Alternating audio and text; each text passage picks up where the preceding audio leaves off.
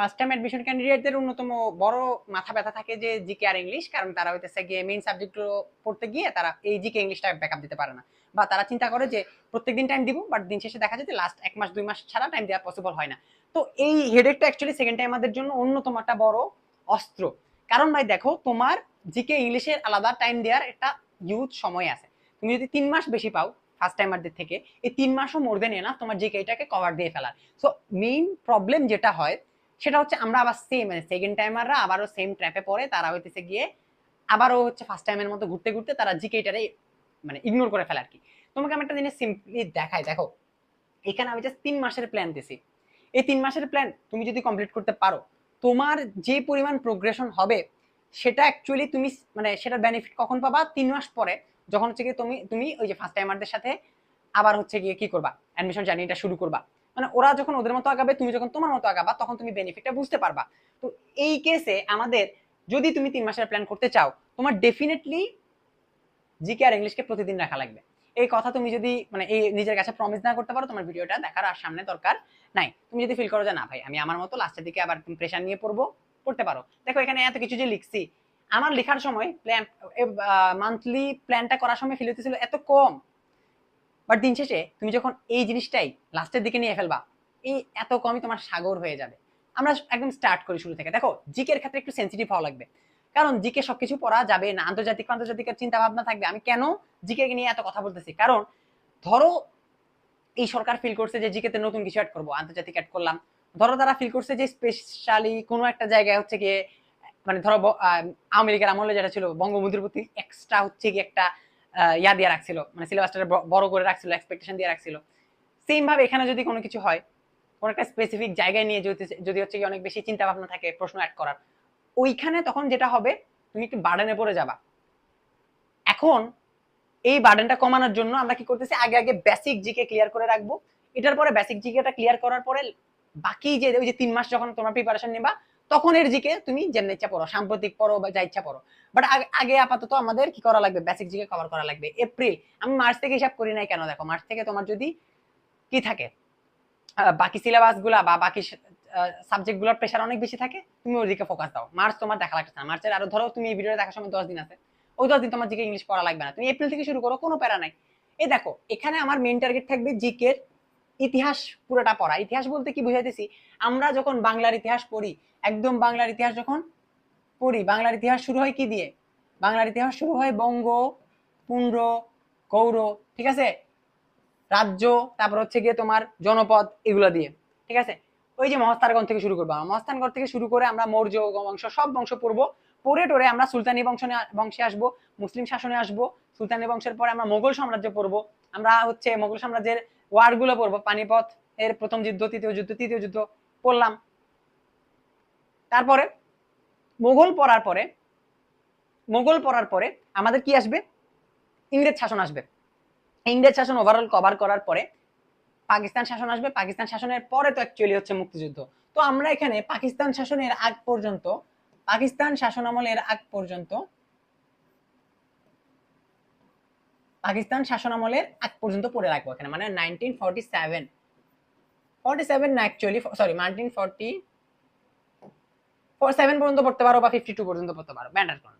দিন শেষে এপ্রিল পর্যন্ত তোমার টার্গেট এটুক কভার করা। পসিবল কিনা? অবশ্যই পসিবল। তুমি ধরো 3 দিনে পড়লা হচ্ছে গিয়ে মোগল সুলতানি বংশের আগ পর্যন্ত, সুলতানি বংশ থেকে মোগল পর্যন্ত পড়লা আরো 3 দিন লাগায়ে, মোগল পড়াটা পড়লো ধরো 3 দিন লাগায়ে, তুমি এরপরও দেখি তো ইংরেজ শাসন আমল পড়তে তোমার 5-6 দিনের বেশি টাইম পাইতেছো, অনেক মোর দেন এনাফ। আমি আসলে যদি যখন জিকে পড়াই, আমি জিকে কোর্স করানোর সময় বা জিকে নিজে পড়ানোর সময় অবশ্যই খেয়াল রাখি এই যে পুরা ইতিহাসের পার্টটা যাতে হচ্ছে ভালো মতো নিমোনিক বা হচ্ছে ট্রিক্স দিয়ে এন্ড হচ্ছে গিয়ে কম টাইমের মধ্যে শেষ হয়, মানে 10 দিনে হাইয়েস্ট লাগে, 10 দিনও লাগে না।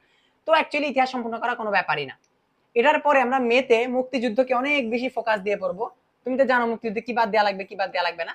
মুক্তিযুদ্ধ পড়লাম, পড়ার পরে তুমি টাইম 15 দিন 20 দিন ধরে যদি মুক্তিযুদ্ধ পড়ো, বাংলাদেশের জাতীয় বিষয়াবলী পড়ার তোমার টাইম থাকবে। জাতীয় ফুল কি ফল কি এগুলো না, এগুলোর সাথে আমাদের ফসল নিয়ে কাজ কারবার আছে, আমাদের অর্থনীতি নিয়ে, রাজনীতি নিয়ে, আমাদের সংস্কৃতি নিয়ে, আমাদের প্রত্যেকটা স্পেসিফিক পার্ট নিয়ে তোমার পড়ালেখা করা লাগবে।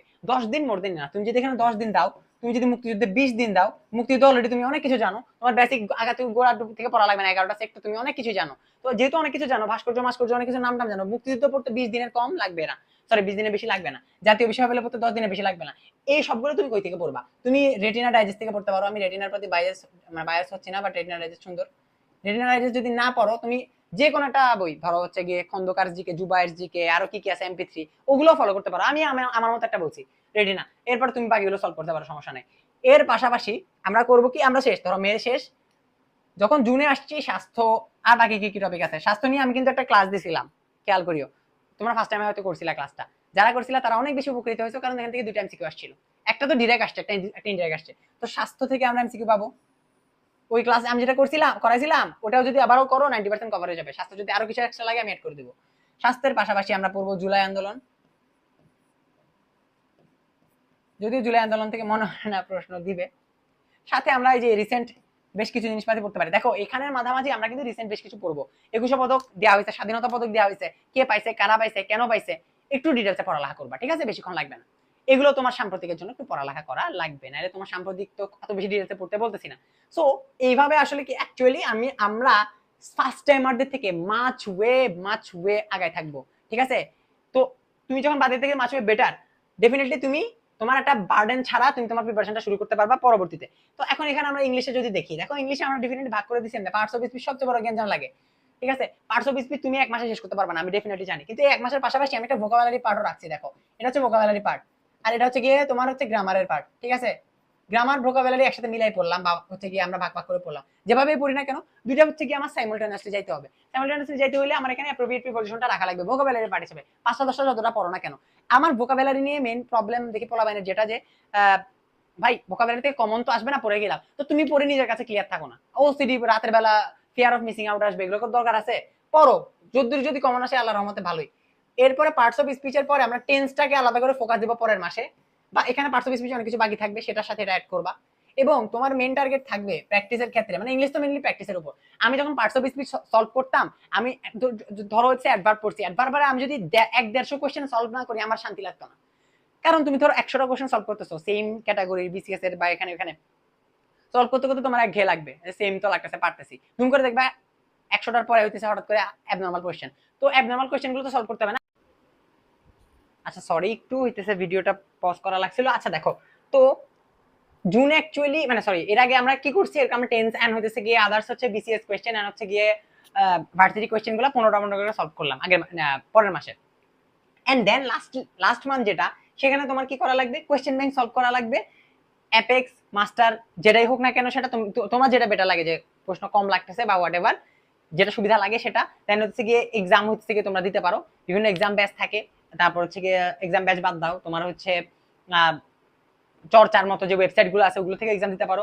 মেইন কথা হচ্ছে প্র্যাকটিস করার জন্য লাস্ট মান্থটা রাখার দরকার আছে, ঠিক আছে? তারপরে তুমি আবার শুরু করো ইংলিশ, যদি কোনো গ্যাপ থাকে টাকে সেগুলো পরে আবার তুমি যখন আরো 3 মাস পাবা অ্যাডমিশনের, তখন হচ্ছে কি অন্য কিছু করতে পারো, বাট অ্যাট লিস্ট বেসিক এতটুকু আগায় থাকা লাগবে। সেটা হচ্ছে কি কথা, কেন আগায় থাকা লাগবে? দেখো তুমি অলরেডি কিন্তু কত -3 তে আসো, মানে তোমার এখন কিন্তু 3 নাম্বার বেশি পাওয়া লাগবে। তুমি যদি এই স্ট্র্যাটেজি গুলো ফলো করো, তোমার কিন্তু 5 মার্ক এক্সট্রা পাইতে পারো। তুমি ফার্স্ট টাইম থেকে তুমি 5 মার্ক আগে থাকবা, তুমি যদি এইভাবে স্ট্র্যাটেজি গুলো অ্যাট লিস্ট এই 3 মাস ধরে এগুলো করো, তুমি 5 মার্ক আগে থাকবা। দিন শেষে তোমার গেইন হইতেছে +2, ঠিক আছে? +2। এখন তুমি ডিসাইড করো তুমি কি +2 তে একটু কষ্ট করে, একটু স্ট্র্যাটেজি ফলো করে, একটু কনসিস্টেন্ট থেকে প্রত্যেকদিন কষ্ট করে প্রত্যেকদিন 1 ঘন্টা বা 1.5 ঘন্টা টাইম দিয়ে তুমি কি +2 তে যেতে চাও, নাকি তুমি -3 তে থাকতে চাও, ঠিক আছে? সো জিকে নিয়ে তোমাদের আরো অনেক সমস্যা থাকবে, অনেক কোয়ারিজ থাকবে। যদি কোনো কন্টেন্ট লাগে জিকে নিয়ে, যদি কোনো সমস্যা থাকে ডেফিনেটলি কমেন্ট বক্সে জানাবা, আমি সেগুলো সলভ করে দেওয়ার ট্রাই করবো।